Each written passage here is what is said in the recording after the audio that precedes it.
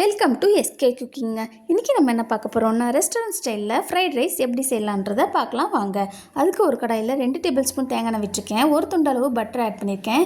இது பட்டர் நல்லா மெல்ட் ஆனதுக்கப்புறம் ஒரு 5 பச்சை மிளகாய் சின்ன சின்னதாக கட் பண்ணி போட்டிருக்கேன். ஒரு வெங்காயம் சின்ன சின்னதாக கட் பண்ணி போட்டிருக்கேங்க. ஒரு கேரட்டு, ஒரு ஆஃப் அளவு கோஸ் ஆட் பண்ணியிருக்கேங்க. இப்போ தேவையான சால்ட்டு போட்டு ஒரு 10 நிமிஷம் சிம்லேயே லோ ஃப்ளேம்லேயே வச்சுக்கோங்க. இப்போ ஆஃப் பாயில் வெந்திருக்கோங்க.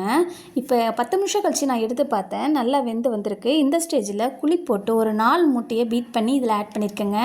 இதையும் ஒரு 5 நிமிஷம் மூடி வச்சுட்டிங்கன்னா நம்ம முட்டையும் நல்லா வெந்துருங்க. இப்போ எடுத்து பார்த்திங்கன்னா இது முட்டையும் நல்லா வெந்து எல்லாம் கலந்து விட்டுக்கோங்க. நல்லா மசாலாவோடு நல்லா கலந்து விட்டுக்கோங்க. இப்போ நம்ம வடித்து வச்ச சாதத்தை இதில் ஆட் பண்ணிக்கிறேன். 1 டேபிள் ஸ்பூன் பெப்பர், ஒரு 1/4 டேபிள் ஸ்பூன் சில்லி பவுடரை ஆட் பண்ணியிருக்கேங்க. ஒரு 1/4 டேபிள் ஸ்பூன் மல்லித்தூள் ஆட் பண்ணியிருக்கேங்க. இப்போ நான் ஒரு சிக்கன் மசாலா ஒரு 3 டேபிள் ஸ்பூன் எடுத்து வச்சுருக்கேங்க. அதையும் இதில் சேர்த்துருக்கேன். இது நல்லா கொஞ்சம் மிக்ஸ் பண்ணிக்கோங்க.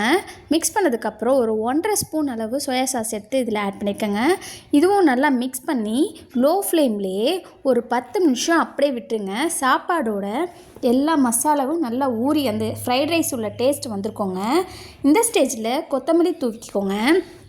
இன்றைக்கான விடுகதைன்னு பார்த்தீங்கன்னா, தொடாமல் அழுவான் தொட்டால் பேசுவான் அவன் யார்? இந்த விடுகதைக்கான பதில் தெரிஞ்சுன்னா கீழே கமெண்ட் பண்ணுங்கள். இந்த வீடியோ பிடிச்சிருந்துன்னா லைக் பண்ணுங்கள், ஷேர் பண்ணுங்கள், கமெண்ட் பண்ணுங்கள், சப்ஸ்கிரைப் பண்ணுங்கள், கூடவே பெல் பட்டன் கிளிக் பண்ணுங்கள்.